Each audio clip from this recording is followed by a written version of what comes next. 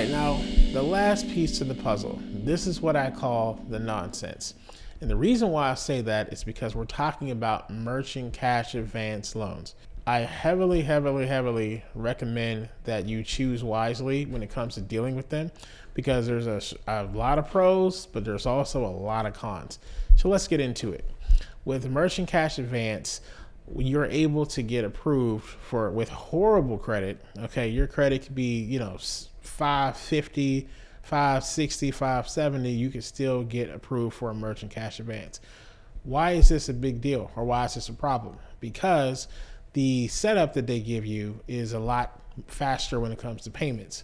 For example, you get approved for a merchant cash advance typically because you're making over $10,000 to $20,000 a month through your business bank account.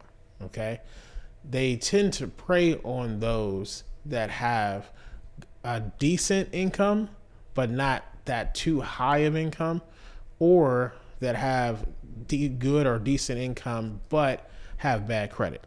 Okay, so it is good in terms of having some funds. If you have bad credit and you need to pay payroll by tomorrow, this is the type of loan you need. It is faster than any other type of loan product or credit card option that we've even covered today. Okay, so how does it work? When you get the merchant cash advance, as I said, you're making 10 to 20K or higher in terms of your deposits through your business bank account. However, when you get those deposits and you show proof of that, they're able to give you anywhere between 10 to 20% of what you make in the course of a year. Okay, so they look at your averages, see what your numbers look like. More importantly, they do check your ending balances, because they want to make sure you can afford to pay after all of your bills and everything has been paid, as well as your average daily balance. Okay, so you want to make sure that you keep a strong average daily balance in your bank account, so that way you can qualify for these types of deals. All right, now when you're looking at getting approved, you typically can only get approved for 1 to 2 of these at a time.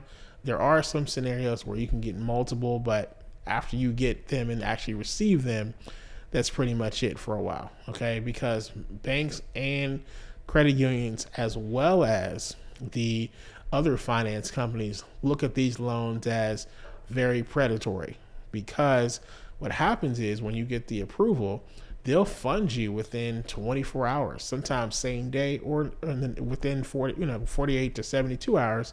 But the situation becomes a thing of where you have to make payments every day.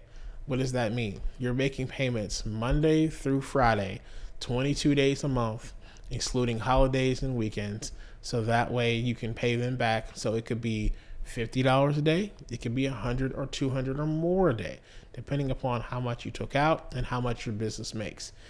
Now, the issue with this option versus all the other things we talked about before is that this is the one type of lending that does require rapid payments, meaning daily or weekly. Okay, so we tend to not recommend you do that unless you have a very good plan on how you're going to be able to pay it back. Because when you have that pressure on the business, and let's say you have a random slow month, or something doesn't go right, or you lose a big deal, these lenders are very aggressive. They will actually file a lien on the business as well. So that way, when you receive payments, let's say you have clients that pay you regularly, they have access to your bank account. They're one of the only ones that actually mandatorily always use what we call Plaid. And Plaid is a system that literally has been kind of like the end of scamming, because it actually pulls all bank records. So it logs into your bank account and it looks at all your previous transactions as well as your current transactions to see what your financial trends are, as well as to see who owns the business bank account, to make sure everything that you told them on your application is exactly what it really is. So when that happens, they're also able to withdraw money, because you give them the ability to withdraw money to make the payments back on the loan. When they make those payments, and let's say you miss a day or you miss a couple days, you're getting phone calls, you're getting emails saying you're late, you're missing days. But if you go too far into the missing of those days, now they they will basically put a fee involved. That fee could be $2,500. It could be way higher or sometimes lower.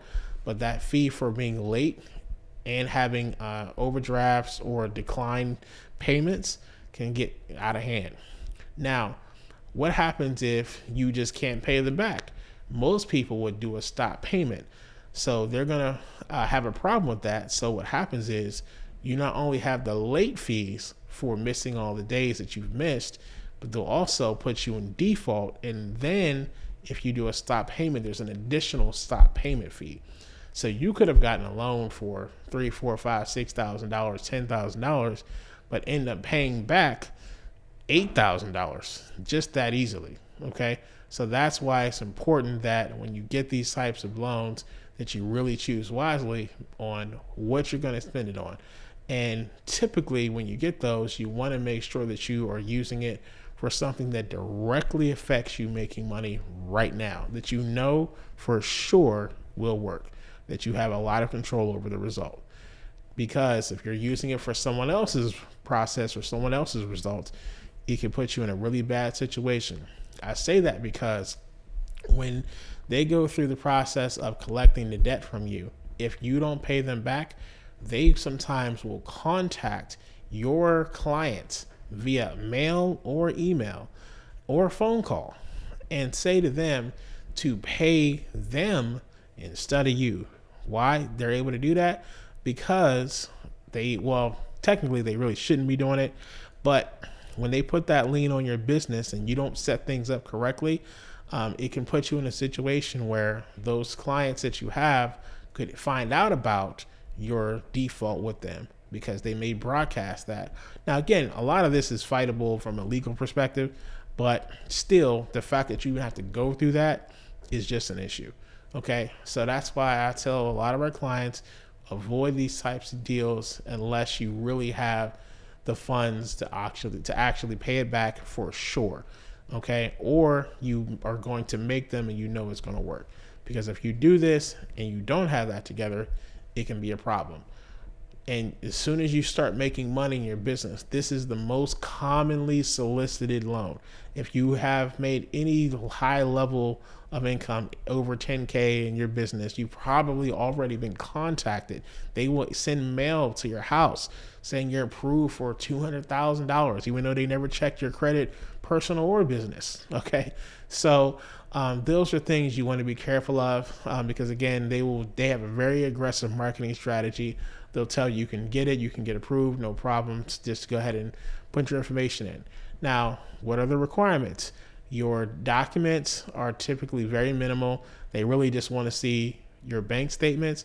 If they see your bank statements and then you give them access to your bank account, they want to have a voided check, your ID, proof of address, and you're pretty much in the door. Okay, so it's not a hard criteria when it comes to getting approved, but you do have to make a certain amount of money. They do care about, again, ending balances and average daily balances, as well as overdrafts. You don't want to have usually more than 3 to 4 overdrafts on the course of a month. Some of them are a little harder to use than others, but the more you have a strong bank account, the more options come up, and then that way you can qualify. Okay, but again, like I said, if you take these types of deals, make sure you have a plan.